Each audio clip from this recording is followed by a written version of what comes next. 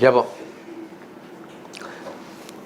எங்களை நேசிக்கிற பரிசுத்தமுள்ள பரலோக பிதாவே, பரிசுத்த தேவனே, உம்மை துதிக்கிறேன், ஸ்தோத்தரிக்கிறேன், மகிமைப்படுத்துகிறேன். கர்த்தாவே, தகப்பனே, ஜீவன் சுகம் பலம் தந்தீங்க. அருமையான இந்த நாளுக்காய் கோடா கொடி ஸ்தோத்திரம்ப்பா, ஸ்தோத்திரம். ஒவ்வொரு நாளும் நாங்கள் உயிரோடு வாழ்வதில் உங்களுடைய சுத்த கிருபை ஆண்டவரே, உங்களுடைய கிருபைக்குள்ளே எங்களை வணைந்து கொள்ள வேண்டுமா ஜெபிக்கிறேன். தகப்பனே, நமக்கு கோடா கொடி ஸ்தோத்திரம். வசனங்களை தியானிக்க இருக்கிறோம். ஆவியானவர் எங்களுக்கு வசனத்தை விளக்கி தர வேண்டுமா ஜெபிக்கிறேன். இயேசு கிறிஸ்து நாமத்தில் ஜெபங்களும் ஜீவனுள்ள பரம்பிதாவே, ஆமென். அன்பான ஜேடிகே மேயர்களுக்கு இயேசு கிறிஸ்துவின் நாமத்தினாலே வாழ்த்தல் கூறுகிறேன். நம்ம ஒவ்வொரு வாரமும் வெள்ளிக்கிழமை காலை 8லிருந்து 8:30 மணி வரைக்கும் தேவனுடைய வசனங்களை ஆராய்ந்து கொண்டு வந்தோம். கடந்த காலங்களில் நாம் ஆகமங்கள் 5, பைபிளில் ஆகமங்கள் ரொம்ப முக்கியமானது. அந்த 5 ஆகமங்களை ஒத்து தான் எல்லாமே இருக்குது பைபிளில். அந்த ஆகமங்களை நம்ம எல்லாருமே தெரிஞ்சிருக்கணும். ஆதியாகமம், வித்தின் புஸ்தகம், யாத்ராகமம், லேவியராகமம், எண்ணாகமம், உபாகமம், இந்த ஆகமங்கள் அனைத்துமே மோசே எழுதினது. மோசே காலத்துக்கு பிறகு தான் அந்த ஆகமங்கள் எழுதப்பட்டது. அதற்கு முன்னால் ஆண்டவர் சொல்ல யாருமே பார்க்கல, எதுவுமே நடக்கலை. ஆனாலும் ஆண்டவர் மோசே மூலமாய் அந்த ஆகமங்களை எழுதி தந்திருக்கார். இப்போ நம்ம கடைசியில் உபாகமம் வந்திருக்கிறோம். உபாகமத்தில் சொல்லப்பட்ட காரியம் அனைத்துமே எண்ணாகமத்தில் இருக்குது. ஆனாலும் கடைசியில் உபாகத்தை ஆண்டவர் இருந்துச்சுன்னா அவங்கள புதிதாக்கப்பட்டவர்களாய் கூட இணைக்கிறார். ஆகமம் அதாவது இதுக்கு எண்ணாகமத்தை ஒத்து இருக்கிறதுனால உபாகமம்னு பேர். ஏன்னா உபாகமத்தில் தான் எல்லாமே நம்ம என்ன செய்யணும், தெளிவாக இருக்குது. அதனால் இதை என்ன செய்யணும், முக்கியமாக அந்த புதிய ஏற்பாடில் எபிரேயர் எவ்வளோ முக்கியமோ அதே மாதிரிலாம் புதிய ஏற்பாடில் உபாகமும் ரொம்ப, பழைய ஏற்பாடில் உபாகம் ரொம்ப முக்கியம். உபாகமம் ஒரு மனுஷன் கை கொள்ளக்கூடியது. அவன் நடைமுறையிலே, அவன் வாழ்க்கையிலே அவன் முன்னேறி செல்வதற்கு அந்த உபாகமம் அவனுக்கு ரொம்ப பிரயோஜனமாக இருக்கும். அது இருதயத்திலே நம்ம எழுதியிருக்கணும். இறுதியாக பலகையில் ஆண்டவர் சரியான இருதயத்திலே ஆண்டவர் எழுதி வச்சிருக்காரு. ஒவ்வொருவருடைய இதயத்திலையும் உபாகமம் நிலைச்சி நிற்கும். இப்போ நம்ம 30 அதிகாரம் முடிச்சிட்டோம். இல்லை 34 அதிகாரம் தான் இருக்குது. இல்லை 30 வரைக்கும் முடிச்சிட்டோம். 4 அதிகாரம் தான். இதோட உபாகம் முடிஞ்சுது. அதுக்கு பத்தல் நம்ம யோசுவா இஸ்ரவேல் ஜனங்களை வழிநடத்துகிற வச்சு தான் எல்லாமே காண்க இருக்கிறோம். இப்போ சில வசனங்களை வாசிக்கிறேன். 31 அதிகாரத்தில் சில வசனங்களை வாசிக்கிறேன். பின்பு மோசே போய் இஸ்ரவேல் யாவரை நோக்கி, இன்று நான் 120 வயதுள்ளவன், இனி நான் போக்கும் வரத்துமாய் இருக்கக்கூடாது. இந்த யோர்தானை நீ கடந்து போவதிலிருந்து கர்த்தர் என்னுடனே சொல்லியிருக்கிறார். உன் தேவனாய கர்த்தர் தாமே உனக்கு முன்பாக கடந்து போவார். அவரே உனக்கு முன்னின்று அந்த தேசத்தாரை அழிப்பார். நீ அவர்கள் தேசத்தை சுதந்தரிப்பாய். கர்த்தர் சொன்னபடியே யோசுவா உனக்கு முன்பாக கடந்து போவான். கர்த்தர் அழித்த எமோரின் ராஜாக்களாகிய சீகோனும் ஓகுக்கும் அவர்கள் தேசத்தில் செய்தது போலவே அவர்களுக்கும் செய்வார். நான் உங்களுக்கு விதித்த கட்டளைப்படி அவர்களுக்கு செய்வதற்கு கர்த்தர் அவர்களை உங்களுக்கு ஒப்பு கொடுப்பார். நீ பலம் கொண்டு திடமனதாயிருங்கள். அவர்களுக்கு பயப்படாமலும் தேய்க்கவும் வேண்டாம். உன் தேவனாய கர்த்தர் தாமே உன்னோடு கூட வருகிறார். அவர் உன்னை விட்டு விலகும் இல்லை, உன்னை கைவிடுவதும் இல்லை என்று சொன்னான். இந்த பாத்திரம் பார்க்கும்பொழுது யோசுவா, அதாவது மோசேக்கு வயதாகிவிட்டது. அவனுக்கு 120 வயசாயிட்டு. அது என்ன சொல்கிறாருன்னா, பின்பு மோசே போய் இஸ்ரவேல் யாவர் நோக்கி, நான் இன்று 120 வயதுள்ளவன். 120 வயசு ஆயிட்டு அவனுக்கு. 120 வயது முடியலை. அதுக்குள்ளே அவன் பிரவேசிக்கும்பொழுது அவன் சொல்கிறான், இன்று நான் 120 வயது உள்ளவன், இனி நான் போக்கு வரத்துமாக இருக்கக்கூடாது. பார்த்தீங்களா, அவனுடைய பலவீனங்களை குறித்து அவன் சொல்கிறான். இனிமேல் நான் போக்குவரத்து அங்கே போ அப்படின்னு வழிநடத்துலாம் என்னால் இருக்கக்கூடாது. ஏன்னா சரீரம் ஒத்து உழைக்காது. அதனால் அவன் பாடி என்ன செய்யுது, நாள்பட்ட உடனே வயது முதிர்வாயிற்று. இனிமேல் அது வந்த இடத்துக்கே திரும்பி சென்று விடும். அந்த சரீரம் எங்கேருந்து வந்துச்சு, அங்கே போயிடும். ஆவி ஆத்மா சரீரம் தான் தேவனோடு இருக்கும். அப்போ அவன் சொல்கிறான், என்ன சொல்கிறான், இன்று நான் 120 வயதுள்ளவன், இனி போக்குவரத்துமாக இருக்கக்கூடாது. அவனே சொல்லிடுறான்.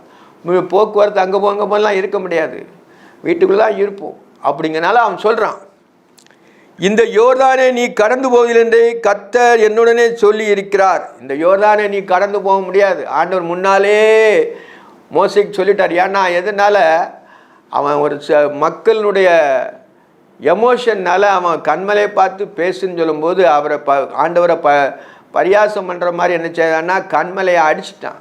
யாரும் மோசேயும் ஆரோனும். ஆண்டவருக்கு அந்த நேரம் மக்கள் மத்தியில் அவர் கனவீனப்பட்டதுனால அவருக்கு என்ன செய்யணும்னா, நீ இந்த காரியத்தை செய்ததுனால நீ யோர்தானை கடந்து கானானுக்குள்ளே பிரவேசிப்பதில்லை, ஆனால் இஸ்ரவேல் ஜனங்களை நீ தான் நடத்தி கொண்டு வருகிறா. எல்லாமே தேவனுடைய வீட்டில் மோசே எங்கும் உண்மையுள்ளவனாக இருந்தான். அவன் அப்படி நடத்தினான். ஆனால் வீட்டை பார்க்கல இயேசுவான் அதோட மேலே. அதான் அவர் எபிரேயர்கள் ஆக்கியோன்னு எழுதுவார். அப்போ என்னன்னா மோசே உண்மையாக செய்கிறான். ஆனாலும் நியாயங்கிறது ஒன்று. நீ அவரை இது பண்ணதுனால நீ கானானுக்குள்ளே போக முடியாது. 120 வயசானால நீ என்ன செய்யணும், யோர்தானுக்கு இங்கே விழுந்து தான் போகணும், அவங்க இறந்து போகணும் அப்படின்னு சொல்லியிருக்கிறார் ஆண்டவர். யோர்தானை நீ கடந்து போவதில்லை என்று கர்த்தர் என்னுடனே சொல்லியிருக்கிறார். ஆண்டவர் சொல்லிட்டார். உன் தேவனாய கர்த்தர் தாமே உனக்கு முன்பாக கடந்து போவார். உன் தேவனாய கர்த்தர் தாமே உனக்கு முன்பாக கடந்து போவார். அவரே உனக்கு முன்னின்று அந்த தேசத்தை அளிப்பார். நீ அவர்கள் தேசத்தை சுதந்தரிப்பாய். எப்படி யோசுவா கிட்ட சொல்கிறார், சுதந்தரிப்பாய். கர்த்தர் சொன்னபடியே யோசுவா உனக்கு முன்பாக கடந்து போவான். யோசுவா உனக்கு முன்பாக யோர்தானை கடந்து அந்த ஆண்டவர் வாக்களிக்கப்பட்ட அந்த தேசத்தை, கானான் தேசத்தை சுதந்தரித்து அவன் தான் பங்கிட்டு கொடுப்பான்ட்டு முன்னுக்கூட்டியே சொல்லிட்டாரு.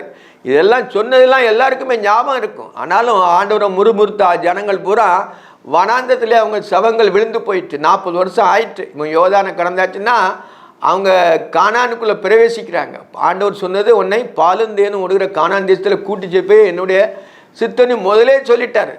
அதனால் அவர் என்ன செய்யனா சொல்லி எப்படி செய்வார். மனுஷன் மட்டும்தான் சொல்லி எப்படி செய்ய முடியாது, நிறைவேற்ற முடியாது. ஆண்டவருடைய சித்தம் இல்லாமல் ஒன்றுமே செய்ய முடியாது. அதனால தான் ஆண்டவர் சொல்லியிருந்தானா அது ரைட்டு, அது நன்மை தீமை ஆண்டவர் சொல்லிட்டாருன்னா முடிஞ்சுது. அது நம்ம என்ன செய்யணும், அதுக்கு காத்திருக்கணும். கர்த்தர் அளித்த எமோரின் ராஜாக்களாக சீகோனுக்கும் ஓகுக்கும் அவர்கள் தேசத்தில் செய்தது போலவே அவர்களுக்கு செய்வார். அந்த யோர்தானுக்கு இந்த சைடில் அந்த 2 ராஜாக்கள் அவங்கள என்ன செய்யனா, சீகோனுக்கும் ஓகுக்கும் அவர்கள் தேசத்தில் செய்தது போலவே அவர்களுக்கும் செய்வார். இங்கே ஆண்டவர் அந்த ராஜாக்களை பிடிச்சு அழிச்ச மாதிரி அங்கே போய் யோசுவா போய் எல்லாத்தையும் ஜெயிச்சு அந்த ராஜாக்களை பூரா முதல்ல பயந்துக்கிட்டு இருந்தாங்க. ஆனால் தேவன் அவர்களோடு இருக்கும்பொழுது அந்த பிற்பாடு உள்ள ஜனங்கள் பிறந்தனால அவங்க என்ன போருக்கு முன்னக்கூட்டி நிற்கிறாங்க.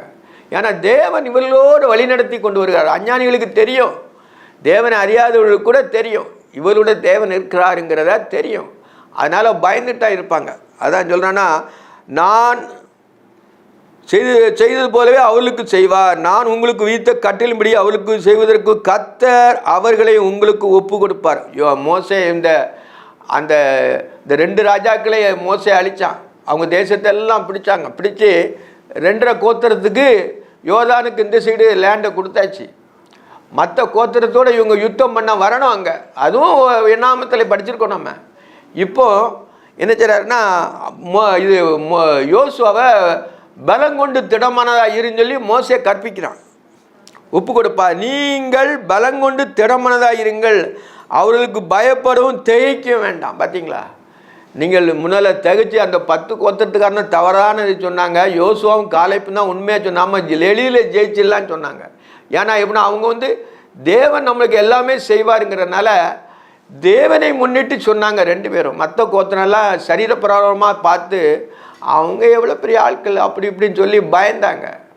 ஆனாலும் இந்த 2 கோத்திரத்தை பிடிச்ச உடனே அவங்களுக்கு ஒரு அதிக தைரியமாயிடுச்சு. தேவன் அவங்களோடு இருக்கிறனால கூட கொஞ்சம் தைரியமாயிடுச்சு. அதனால தான் சொல்கிறாரு, நீங்கள் பலங்கொண்டு திடமானதாக இருங்கள், அவர்களுக்கு பயப்படவும் திகைக்க வேண்டாம். உன் தேவனாய கர்த்தர் தாமே உன்னோட கூட வருகிறார். உன்னுடைய தேவனாய கர்த்தர் தாமே உன்னோட கூட வருகிறார். தேவன் முன் செல்கிறார். முன் செல்லி அந்த என்னச்சாங்க அவங்களை ஜெயிக்க வைப்பார். அதனால் மோசே சொல்கிறார், வருகிறார். அவர் உன்னை விட்டு விலகுவதும் இல்லை, உன்னை கைவிடுவதும் இல்லை என்று சொன்னான். அவர் உன்னை விட்டு விலக மாட்டார், உன்னை கைவிட மாட்டார். நீ அதனால் நீ பயப்பட வேண்டாம் யோசுவா. அதனால் என்ன செய்யணும்னா, நீ தைரியம் பலம் கொண்டு திடமானதாயிரு. திடமானது பலன், அதாவது பலன் இருந்தாலும் சிலவங்களுக்கு திடமானது இருக்காது. அந்த திடமானதாக இருக்கணும். திடமனதில் தான் எல்லாமே இருக்குது. அந்த மனது தான் அவனுக்கு பலனை கொடுக்குறது. அதான் திடமனதாயிரு திடமனதாயின்னு இந்த வசனங்கள் அடிக்கடி சொல்வார். பின்பு மோசே யோசுவாவை அழைத்து இஸ்ரவேலருக்கு பார்த்திருக்க அவனை நோக்கி பலங்கொண்டு திடமனதாயிரு. பின்பு மோசே யோசுவாவை நோக்கி இஸ்ரவேல் எல்லாரும் பார்த்திருக்க அவனை நோக்கி யோசுவா நீ தான் பலப்படணும். மோசே வந்து ரொம்ப பலனாக இருந்தான். அவன் பலனாக இருந்த போய் தான் தேவனோடும் மனுஷனோடும் அவன் போராடி, அந்த யாக்கோபு போராடின மாதிரி இவன் போராட்டம் இருந்துக்கிட்டே இருக்குது. அதனால் இவன் என்ன சொன்னா அதே காரியத்தை நீ யோசுவாவுக்கு சொல்கிறான். பின்பு மோசே யோசுவா நோக்கி, நீ இஸ்ரவேலர் பார்த்திருக்க, அவனை நோக்கி பலங்கொண்டு திடமனதாயிரு, கர்த்தர் இவர்களுக்கு கொடுப்பேன் என்று இவருடைய பிதாக்களுக்கு ஆணையிட்ட தேசத்துக்கு நீ இந்த ஜனங்களை அழைத்து கொண்டு போய் அதை இவர்களை சுதந்திரிக்கும்படி செய்வாய். நீ தான் இவங்களை அழைத்து கொண்டு போய் சுதந்திரிக்கும்படி செய்வார். ஏன்னா யோசுவாவுக்கு வந்து அந்த மோசைக்கு வந்து அடுத்தபடியாக இருந்த யாருன்னா அந்த யோசுவா தான். மலைக்கு போகும்போது கூட இவன் கூட போகிறான். ஏன்னா அந்த மோசையை பின்பற்றினான். பாளையத்தில் 2 பேர் திக்தரிசனம் சொல்கிறாங்க, நான் போய் தடுக்கட்டுமான்னு மோசையிட்ட கேட்க, தடுக்காண்டா அப்படின்னு சொல்கிறார். எல்லோரும் இது மாதிரி திக்தரிசனம் சொன்னால் எனக்கு சந்தோஷமாக இருக்கும். இவன் உறுத்து உள்ள மாதிரி அவன் இருந்தான், உண்மையாக இருந்தான். யாருக்கு? மோசைக்கு. அப்போ தேவனுக்கு உண்மையாக இருக்கிறாங்க. தேவனுக்கு உண்மையாக இருந்தால் தான் மோசைக்கு உண்மையாக இருக்க முடியும். அதனால தான் யோசுவாவை ஆண்டவர் தேர்ந்தெடுத்தார். அதனால் பின்னால் பார்க்கும்போது அவனுடைய சந்ததி அவ்வளோ வரலை. யோசுவா நியாயாதிபதி புஸ்தகத்துலேயும் யோசுவாவை பற்றி கொஞ்சம் சொல்கிறது. ஆனாலும் நம்ம என்ன, யோசுவா நூனின் குமாரன யோசுவா கடவுளுக்கு பிரியமாக இருந்தான். அதனால தான் ஆண்டவர் அவனை பயன்படுத்துகிறார். நீ இந்த ஜனத்தை அழைத்து கொண்டு போய் அதை இவர்களை சுதந்திரக்குடி செய்வாய். கர்த்தர் தாமே உனக்கு முன்பாக போகிறவர், அவர் உன்னோட இருப்பார். அவர் உன்னை விட்டு விலகுவதும் இல்லை, உன்னை கைவிடும் இல்லை. நீ பயப்படாமலும் கலங்கவும் வேண்டாம். நீ பயப்படாண்டான், திடமனதாக இருந்தொல்லி மோசே அவனை என்ன சொல்ல உற்சாகப்படுத்தி அவனை என்ன சொன்னா நீ தான் அந்த ஜனங்களை வழிநடத்தி செல்லணும்னு சொல்லிட்டு முன்னக்கூட்டியே சொல்கிறான். அவனுடைய காலம் சமீபம் வந்ததுனால, அவன் இறக்கக்கூடிய நாள் வந்ததுனால இதை அவனை திடப்படுத்துகிறாங்க யோசுவாவை. கர்த்தர் தாமே உனக்கு முன்பாக போகிற உன்னோட இருப்பாரா, அவர் உன்னை விட்டு விலகும் இல்லை, உன்னை கைவிடும் இல்லை, நீ பயப்படவும் கலங்கவும் வேண்டாம் என்றான். மோசே இந்த நியாயப்பிரமாணத்தை இந்த நியாயப்பிரமாணத்தை எழுதுகிறான். மோசே வந்து எல்லாமே கற்றறிந்தவன். அவன் எகிப்தின் சகல சாஸ்திரங்களையும் கற்றறிஞ்சதுனால ஆண்டவர் அவனுக்கு லேகுவா சொல்கிறார். அவன் எல்லாமே எழுதுகிறான். என்ன எழுதுறான்னா, மோசே இந்த நியாயப்பிரமாணத்தை எழுதி அதை கர்த்தருடைய உடன்படிக்கை பெட்டி சுமக்கிற லேவியின் ஆசாரியருக்கும் இஸ்ரவேல் மூப்பர்கள் எல்லாருக்கும் ஒப்புவித்து, அவன் கர்த்தருடைய உடன்படிக்கை பெட்டி சுமந்து கொண்டு போகிறவங்ககிட்ட அந்த நியாயப்பிரமாண புஸ்தகத்தை எழுதி கொடுக்குறான். உடன்படிக்கை பெட்டியை சுமக்கிற லேவி புத்திரான ஆசாரியருக்கும் இஸ்ரவேல் மூப்பர் எல்லாருக்கும் ஒப்புவித்து அவர் கட்டளிட்டது என்னவென்றால், விடுதலையின் வருஷமாக என்னென்னா எல்லாமே எழுதியிருக்கு. நியாயப்பிரமாணத்தில் என்னெல்லாம் செய்யணும், என்னெல்லாம் இது பண்ணணும்னு சொல்லிட்டு நியாயப்பிரமாணம் முழுதும் 10 கட்டளையும் நியாயப்பிரமாணம் எல்லாமே அந்த இதில் எழுதியிருக்கு.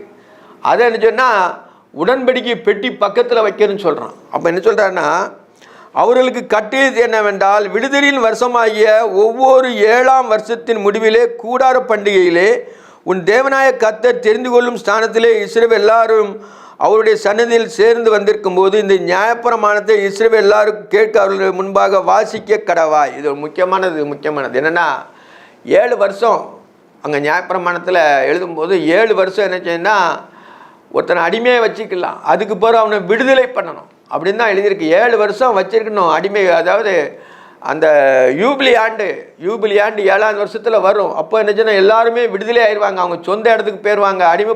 யாரும் அடிமை கிடையாது. அப்போ 7ஆம் வருஷத்தில் இந்த வருஷம் எல்லாருமே விடுதலை ஆகணும். அந்த வருஷத்தில் கடைசியில் என்ன சொல்கிறான்னா, கட்டில் என்னவென்றால் விடுதலையின் வருஷமாகிய ஒவ்வொரு 7ஆம் வருஷத்தின் முடிவிலே அந்த 7ஆம் வருஷத்தில் கடைசியில் கூடார பண்டிகை ஒன்று ஆசரிக்கணும். கூடார பண்டிகை ஆசரிக்கும் பொழுது உன் கர்த்தரை தெரிந்து கொள்ளும் ஸ்தானத்திலே இஸ்ரவேல் எல்லாரும் அவருடைய சன்னதியில் சேர்ந்து வந்திருக்கும் போது, எல்லாரும் அந்த ஜனங்கள் பூரா அந்த கூடார பண்டிகை ஆசரிக்கும் பொழுது இந்த நியாயப்பிரமாணத்தை இஸ்ரவேல் எல்லாரும் கேட்கறவர்கள் முன்பாக வாசிக்க கடவுள். நியாயப்பிரமாணத்தில் எழுதியிருக்க அனைத்தும் இஸ்ரவேல் எல்லாரும் கேட்கும் பொழுது அந்த விடுதலையின் வருஷத்தில் கடைசியில் இதை வாசிக்கணும். அது நியாயப்பிரமாணத்தில் எழுதியிருக்கு. அவருக்கு முன்பாக வாசிக்க கடவாய். புருஷர்களும் ஸ்திரீகளும் பிள்ளைகளும் உன் வாசலில் இருக்க அந்நியர்களும் கேட்டு கற்றுக்கொண்டு உங்கள் தேவனாய கர்த்தருக்கு பயந்து இந்த நியாயப்பிரமாண வார்த்தையின்படி எல்லாம் செய்ய கவனமாக இருக்கும்படி அதை அறியாத அவர்கள் பிள்ளைகள் கேட்டு நீங்கள் யோர்தானை கடந்து சுதந்திரிக்கப்பட்ட தேசத்திலே உயிரெடுக்கும் நாளெல்லாம் உங்கள் தேவனாய கர்த்தருக்கு பயப்பட கற்றுக்கொள்ளும்படிக்கு ஜனங்களை கூட்டி அவர் வாசிக்க வேண்டும் என்றான். எல்லா நாளுமே அந்த விடுதலின் வருஷத்தில் கடைசியில் எல்லாரையும் கூட்டம் சொல்கிறான். எப்படின்னா, உன் தேவனாய கர்த்தருக்கு போது இந்த நியாயப்பிரமாண வார்த்தையின்படி எல்லாம் செய்வன கவனமாக இருக்கணும். அந்த நியாயப்பிரமாணத்தில் என்னெல்லாம் எழுதியிருக்கோ அது எல்லாமே கவனமாக கை கொள்ளணும். அப்போ என்ன சொல்கிறான்னா, புஸ்தகளும் இஸ்திகளும் பிள்ளைகளும் வாசலில் இருக்க அந்நியர்களும் கேட்டு, வாசலில் அந்நியர் இருப்பாங்க, அவனும் இந்த நியாயப்பிரமாணத்தை கடைப்பிடிக்கணும், கற்றுக்கொள்ளணும் அப்படின்னு எழுதுன்னு சொல்கிறார். அதை அறியாத அவர்கள் பிள்ளைகள் கேட்டு, நீங்கள் யோர்தானை கடந்த சுதந்திர பிரதேசத்திலே உயிரோடுக்கு நல்லா உங்கள் தேவனாய கர்த்தருக்கு பயப்பட கற்றுக்கொள்ளும்படிக்கு இந்த ஜனத்தை கூட்டி அதை வாசிக்க வேண்டும். பயப்படணும். தேவனுக்கு பயப்படுற பயம் ஒரு மனுஷனுக்கு இருந்துச்சுன்னா அவன் வாழ்க்கையில் முன்னேற்றம் தன்னால் வந்துடும். மனுஷனுக்கு பயப்படும் பொழுது கண்ணியை வருவிக்கும். ஆனால் தேவனுக்கு பயப்படும் பொழுது அவனுக்கு ஜீவனாக இருக்கிறோம். தேவனுக்கு பயப்படணும்னா பயந்து ஒளிஞ்சிக்கிட்டு இருக்கதா கிடையாது. தேவனுக்கு பயப்படணும்னா அவர் சொல்படி கேட்கணும். அதுதான் பயப்படுறது. அவர் தகப்பன் பிள்ளைக்கு பயப்படுவாரா? பிள்ளை தகப்பனுக்கு பயப்படுமா? பயப்படாது. அது அப்பா. அதனால் அவர் தகப்பன் என்ற ஸ்தானத்தை அவன் முக்கியமாக ஆண்டவர் நம்மகிட்ட வைக்கும் பொழுது அவர் சொல்படி கேட்கணும். அதுதான் பயப்படுற காரியம். கர்த்தருக்கு பயப்படுதலே ஞானத்தின் ஆரம்பம். அதுதான் ஃபஸ்ட்டு ஸ்டெப்பு. தேவனுக்கு பயப்படும். தீமை விட்டு விலகணும். தீமையான காரியங்கள் நம்ம விட்டு அப்புறப்படும். தீமை என்னன்னு நம்ம மனசில் ஆண்டவர் கொடுத்துருக்கிறார். நன்மை என்றும் அவனுக்கு என்ன சொல்லியிருக்கிறார். அப்போ நம்ம எதை பின்பற்றணும்? தேவனுக்கு பயப்படணும்னா நன்மையை பின்பற்றணும். அதான் தேவனுக்கு பயப்படும் பயம். ஜனத்தை கூட்டிக் கொண்டு அதை வாசிக்க வேண்டும் என்ற அந்த இந்த எல்லா நியாயப்பிரமாணத்தை முழுவதும் பண்டிகையில் கடைசியில் போய் வாசிக்க வேண்டும். பண்டிகையின் கடைசி நாளாக இயேசுவானவர் எழுந்து அது சொன்னார் இருக்கு புதிய ஏற்பாடில். அந்த பண்டிகையில் கடைசியில் இந்த நியாயப்பிரமாணத்தை முழுவதும் நிறைவேற்றின இயேசுதாமே அப்படி சொல்லியிருக்கிறாரு. பண்டிகை நாளிலே கடைசி நாட்களிலே இயேசுவான எழுந்து வேத வசனத்தை இன்றைக்கு இந்த வசனம் நிறைவேற்றுன்னு சொல்லுவார். அதே மாதிரி தான் நியாயப்பிரமாணத்தை பூரா என்ன செய்யணும்? நீங்கள் கடைசியில் வாசித்து உங்கள் மனதில் உட்கொள்ளணும். பிறகு 7 வருஷம் கழித்து தான் வரும் அது. அதுக்கு முன்னாடி நியாயப்பிரமாணத்தை பூரா நீ கடைபிடிக்கிறது பூரா அன்னைக்கு ஸ்டடி பண்ணணும். அதான் சொல்லியிருக்கிறார். பின்பு கர்த்தர் மோசேயை நோக்கி, இதோ நீ மரிக்கும் காலம் சமீபித்திருக்கிறது. நான் யோசுவாவுக்கு கட்டிட்டபடியே அவனை அழைத்து கொண்டு வரும்படி ஆசரிப்பு கூடாரத்தில் வந்து நில்லுங்கள் என்றார். அப்படியே மோசேயும் யோசுவாவும் போய் ஆசரிப்பு கூடாரத்தில் நின்றார்கள். கர்த்தர் கூடாரத்தில் மேகஸ்தம்பத்தில் தரிசனமானார். மேகஸ்தம்பம் கூடாரத்தின் மேல் நின்றது. பார்த்தீங்களா? இல்லை எப்படின்னா அவனுக்கு மரிக்கும் காலம் சமீபமாயிற்று. அதனால் நீ என்ன சொன்னால் யோசுவாவை கூட்டி ஆசரிப்பு கூடார வாசலுக்கு வந்து சொல்லிட்டார். அப்போ தான் அவன் சொல்கிறான், ஆசரிப்பு கூடாரத்திலே வந்து நில்லுங்கள். 2 பேருமே நில்லுங்க. நான் உனக்கு என்ன சொல்கிறேன், இவனுடைய காலம் முடிய போகுது. யோசுவாவுக்கு அது முழு பவரை அவனுக்கு கொடுக்கணும். அதனால் ஆண்டவர் வந்துட்டார். அங்கே ஆண்டவர் என்ன சொல்கிறார்னா மேகஸ்தம்பத்தில் வந்துட்டார். மேகஸ்தம்பம் புறப்படும் போது தான் பாளையம் புறப்படும். தேவன் பகலிலே மேகஸ்தம்பத்தினாலும் இரவிலே அக்னி ஸ்தம்பத்தினாலும் இஸ்ரவேல் ஜனங்களை வழிநடத்தி கொண்டே வருகிறார். ஆனால் தேவனை ஒருவனும் முகமுகமாக பார்க்கல. அவர் மேகத்தின் மேலே இருக்கிறார். நம்ம மனுஷன் காண முடியாது. தேவன் ஆவியாக இருக்கிறார். அவர் ஆவியோடு உண்மையோடு தொழுது கொள்ளணும். அதாவது என்னென்னா தேவன் அருவி சொருவி. அதே தேவனை யாரும் பார்க்குறான்? மோசையை பார்க்குறான், யோசுவாவும் பார்க்குறான். கர்த்தர் மோசேயை நோக்கி, உன் பிதாக்களோடே படுத்துக்கொள்ளப் போகிறார். இந்த ஜனங்கள் எழும்பி தாங்கள் போயிருக்கும் தேசத்திலே அந்நிய தேவர்களை சோர மார்க்கமாய் பின்பற்றி என்னை விட்டு தங்களுடனே நான் பண்ணின உடன்படிக்கை மீறுவார். ஆண்டவர் உடனே சொல்லிட்டார். அதாவது நிகழ்காரியங்கள் இனிமேல் நிகழப்போகிற காரியங்களை குறித்து உண்மையிலே இந்த ஜனங்கள் என்ன செய்யணும், என்னை விட்டு விலகி போயிடுவாங்கப்பா. எல்லாம் தெரியும் ஆண்டவருக்கு. ஆண்டவர் முன்னறிவில் தீவிடன் அல்பாவு ஒமேகாவும் இருக்கிறார். அதனால் அவருக்கு என்னாலும் நடக்கிறது பூரா தெரியும். அதனால் இஸ்ரவேல் ஜனங்கள் தெரிஞ்சதுனால தான் இஸ்ரவேல் ஜனங்கள் இப்படிலாம் செய்வாங்கன்னு சொல்கிறார். கர்த்தர் மோசேயை நோக்கி, உன் தேவனை பிதாக்களோட படுத்துக்கொள்ள பிற அந்த ஜனங்கள் எழும்பி தங்கள் போயிருக்கும் தேசத்திலே அந்நிய தேவர்களை சோர மார்க்கமாய் பின்பற்றி என்னை விட்டு தங்களோட நான் பண்ணின உடன்படிக்கையை மீறுவார்கள். நான் பண்ண உடன்படிக்கை பூரா மீறுவாங்கப்பா இவங்க சொல்கிறார். ஏன்னா ஆண்டவருக்கு எல்லாமே தெரியனால மோசேக்கிட்ட சொல்கிறார். அதை எழுதுகிறாங்க. அந்நாட்களே அவர் மேல் கோபம் கொண்டு அவளை கைவிட்டு அவன் முகத்தை நான் மறைப்பேன். அதனாலே நீ எனக்கு துரோகம் பண்ணாச்சுன்னா, உன் தகப்பனுக்கு துரோகம் பண்ணாச்சுன்னா என்ன, அவன் முகத்தை மறைப்பேன்னு சொல்கிறார். என் முகத்திற்கு அவர்களுக்கு மறைப்பேன். என் முகத்தை மறைச்சாச்சுன்னா அவங்களுக்கு எல்லாமே வந்துடும். கர்த்தருடைய முகம் நம்மளுக்கு எப்போதும் நமக்கு முன் செல்லணும். அதனாலே அவர்கள் பட்சிக்கப்படும்படிக்கு அவர்களுக்கு தீங்குகள் இக்கட்டுகளும் அவளை தொடரும். தீங்கும் இக்கட்டும் உன்னை தொடரும். அந்நாளிலே அவர்கள் எங்கள் நடுவில் இதானால் அல்லவா இந்த தீங்குகள் என்னை தொடர்ந்து என்பார்கள். அப்போ சொல்லலாம், என் தேவன் எங்கள் கூட இல்லை, அதனால தான் அந்த தீங்கு தொடர்ந்து சொல்லுவார்கள். ஆண்டவர் முன்னறிவின்படி மோசேக்கு இதெல்லாம் சொல்லி விடுவார். மோசே காலம் முடிய போகுது. யோசுவாவுக்கும் மோசேக்கு சொல்கிறார், நீங்கள் வேறு தேவனிடத்தில் திரும்பி போய் செய்த சகல தீமை நிமித்தம் அந்நாளிலே நான் என் முகத்தை மறைக்கவே மறைப்பேன். அந்நாளிலே என்னுடைய முகத்தை உங்களுக்கு மறைக்கவே மறைப்பேன்கிறார். அப்போ வந்து நீ நிச்சயமாக அறிக்கொடுவாய், 400 வருஷம் உன்னுடைய சந்ததி எகிப்திலே அடிமைப்பட்டிருக்குன்னு சொல்லி அந்த வாக்கியத்தை ஒத்து இருக்குது. அப்போ வந்து நீ அதுக்கு மாற முடியாது. ஆபிரகாமுடைய சந்ததி அந்த எகிப்திலே 400 வருஷம் அதே போல் இவங்க போய் தப்பு பண்ணுவாங்க, நான் போய் என் முகத்தை மறைப்பேன்னு சொல்கிறார். இப்பொழுது நீங்கள் இந்த பாட்டை எழுதி கொண்டு இந்த எல்லாமே ஆண்டவர் சொன்னதை பூரா பாட்டு மாதிரி ஆண்டவர் சொல்லியிருக்கிறார். அதான் சொல்கிறார், இப்பொழுது நீங்கள் இந்த பாட்டை எழுதி கொண்டு இஸ்ரவேல் புத்தருக்கு படிப்பித்து இந்த பாட்டு எனக்கும் சாட்சியாக இஸ்ரவேல் புத்தருக்கு இருக்கும்படி இதை அவன் வாயிலே வழங்க பண்ணுங்கள். இந்த பாட்டு மாதிரி எழுதியிருக்கிறார் பின்னால் நடக்கக்கூடியதை. அதனால் என்ன சொன்னால், இதை நீங்கள் இந்த பாட்டை எழுதி கொண்டு இஸ்ரவேல் புத்தருக்கு படிப்பித்து இந்த பாட்டு எனக்கு சாட்சியாக இஸ்ரவேல் புத்தருக்கு இருக்கும்படி இதை அவர்கள் வாயிலே வழங்க பண்ணுங்கள். நான் அவர்கள் பிதாக்களுக்கு ஆணையிட்டு கொடுத்த பாலும் தேவனும் ஓடுகிற தேசத்தில் அவர்களை பிரவேசிக்க பண்ணின பின்பு அவர்கள் புசித்து திருப்தியாகி கொளுத்திருக்கும் போது அவர்கள் வேறு தேவனிடத்தில் திரும்பி தங்களை சேவிக்கும்படி உடன்படிக்கையை மீறுவார்கள். பார்த்தீங்களா, அவங்க அங்கே போய் திருப்தியாக சாப்பிட்டு எல்லாம் இருக்கும்போது என்னுடைய உடன்படிக்கை மீறுவாங்க.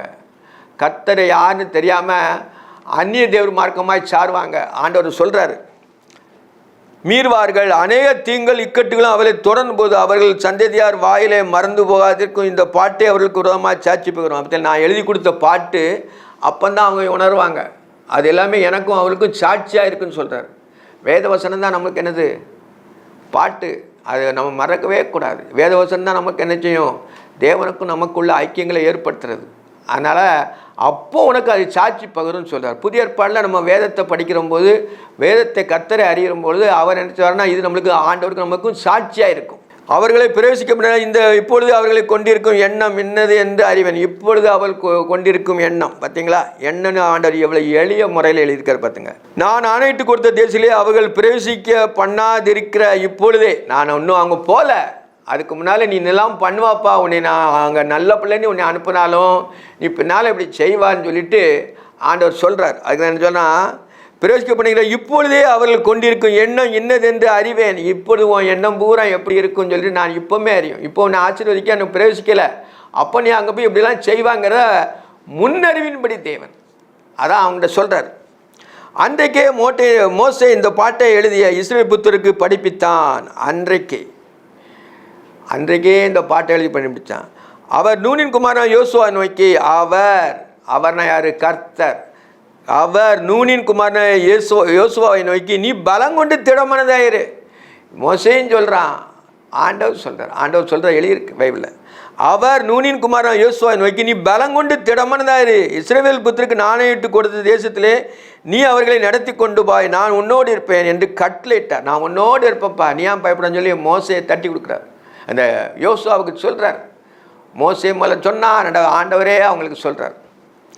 மோசே இந்த நியாயப்பிரமாணத்து வார்த்தைகளை முழுவதும் ஒரு புஸ்தகத்தை எழுதி முடித்த பின்பு மோசே உடன்படிக்கை பெட்டியை சுமக்கிற லேவியரை நோக்கி, நீங்கள் இந்த நியாயப்பிரமாண புஸ்தகத்தை எடுத்து அதை உங்கள் தேவனாய கர்த்தருக்கு உடன்படிக்கை பெட்டி பக்கத்திலே வையுங்கள். உடன்படிக்கை பெட்டியில் உடன்படிக்கைக்கு உள்ளே வைக்கக்கூடாது, பக்கத்திலே வைங்க. நான் இது முக்கியமானது. உடன்படிக்கை தேவனுடைய உடன்படிக்கை, அவருடைய ரெக்கார்டு. ஆனால் ரெக்கார்டு இருக்கணும். உடன்படிக்கை பெட்டியில் தேவன் மண்ணா இருந்துச்சு, ஆரோனுடைய துளிர்த்த கோல் இருந்துச்சு, மண்ணா இருந்துச்சு. ஆனால் உடன்படிக்கை பெட்டி பக்கத்தில் இதை எழுதி வையின்னு சொல்கிறார். நீங்கள் ஞாபகம் புஸ்தகம் எடுத்து அதை உங்கள் தேவநாயகத்தை உடன்படிக்கை பெட்டி பக்கத்திலே வையுங்கள். அது உனக்கு விரோதமாக சாட்சிருக்கும். நம்ம எவ்வளோ தப்பு பண்ணாலும் அது நம்மளை உணர்த்தும். வேத வசனம் நம்ம நினச்சோம் உணர்த்தும், அந்த நியாயப்பிரமாணம் நம்மளை உணர்த்தும். அதுதான் அந்த பெட்டி பக்கத்தில் வைக்க சொல்லியிருக்கார். அங்கே அது என்னது, அதுனா அது அதுக்கு ஜீவன்லாம் கிடையாது. அந்த பட்டாக்கு அதுன்னா அது ஒரு பொருள், அதை எழுதி வச்சுருக்கோம். அதில் உள்ள வேத வாக்கியங்கள் எல்லாம் எழுதியிருக்கிறோம். அதை நம்ம படிக்கிறதுக்கு தான், அதை நம்ம தியானிக்கிறதுக்கு தான். அது முக்கியம் இல்லை, அது நம்ம தியானிக்கணும், தேவனுடைய கட்டளையை தியானிக்கணும். அதுதான் எழுதி வச்சுருக்குது. அது உனக்கு விரோதமாக சாட்சியாக இருக்கும், உனக்கு விரோதமாக சொல்லிக்கிட்டே இருக்கும். நீ என்ன தப்பு பண்ணாலும் உடனே அது உணர்த்தும், உன்னுடைய அந்த நியாயப்பிரமாணம் உன்னை உணர்த்தும். நான் உன் கலக குணத்தையும் உன் கடினக்களத்தையும் அறிந்திருக்கிறேன்னு சொல்கிறார். பார்த்தீங்களா, நான் உன் கலக குணத்தையும் உன் கடினக்களத்தையும் அறிந்திருக்கிறேன்ங்கிறார். ப்ரெசன்ஸ் சொல்கிறார். உங்களுடைய கடனிக எல்லாமே எனக்கு தெரியும். மோசே சொல்கிறான், உன் கலக குணத்தையும் உன் கடினக்களத்தையும் அறிந்திருக்கிறேன், நான் எல்லாமே எனக்கு தெரியும் அப்படின்னு சொல்லி மோசே இதெல்லாம் சொல்கிறான். நான் இன்னும் உங்களுடனே உயிரோடு இருக்கையில், நான் இப்போ உயிரோடு இருக்கிறேன், இன்று நான் உயிரோடு இருக்கையில் கர்த்தருக்கு விரோதமாய் கலகம் பண்ணீர்களே. நான் உயிரோடு இருக்கும்போதே கர்த்தருக்கு முன்பாக நீங்கள் கலகம் பண்ணீங்க. முன்னால் உள்ள காரியங்களை பூரா மோசே சொல்கிறான்.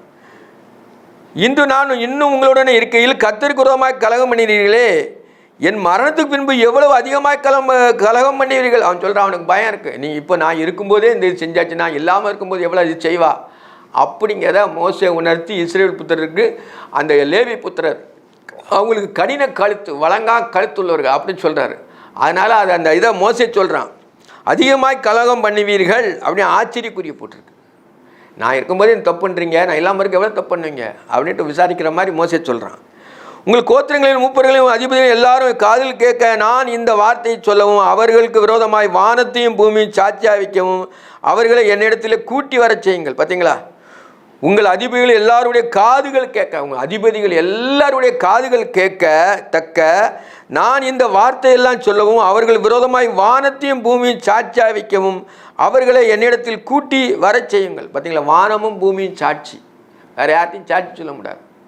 வானம் தேவனுக்கு சிங்காசனம், பூமி அவர் பாதப்படி, ரெண்டுமே சாட்சியாக வச்சு தான் அந்த மூப்பர்கிட்ட எல்லாம் அந்த நியாயப்பிரமாணத்தை சொல்கிறான். நீங்கள் அதை விட்டு விலகி போகக்கூடாதுங்கிறத சொல்கிறான். நீங்கள் விலகி போவீங்க, நீ கடின கழுத்து எல்லாமே சொல்கிறான். ஆண்டவர் சொன்னதை மோசே பிரதிபலித்து சொல்கிறாங்க. என் மரணத்துக்கு பின்பு நீங்கள் நிச்சயமாக உங்களை கெடுத்து உங்களை கட்டளையிட்ட வழியை விட்டு விலகுவீர்கள். நான் என்னுடைய மரணத்துக்கு பின்பு நீ நிச்சயமாக விலகிடுவீங்கன்னு சொல்கிறான், விலகுவீர்கள். ஆகையால் கடைசி நாட்கள் தீங்கு உங்களுக்கு நேரிடும். உங்கள் கையின் கிரியினாலே கர்த்தர் கோபப்படுத்துவதற்கும் அவர் பார்வைக்கு பொல்லாப்பானதை செய்வீர்கள். அவருடைய பார்வைக்கு நீங்கள் பொல்லாப்பானதை செய்வீர்கள். தேவன் சொன்னதை அப்படியே பிரதிபலித்து இந்த ஜனங்கள்கிட்ட சொல்கிறான்.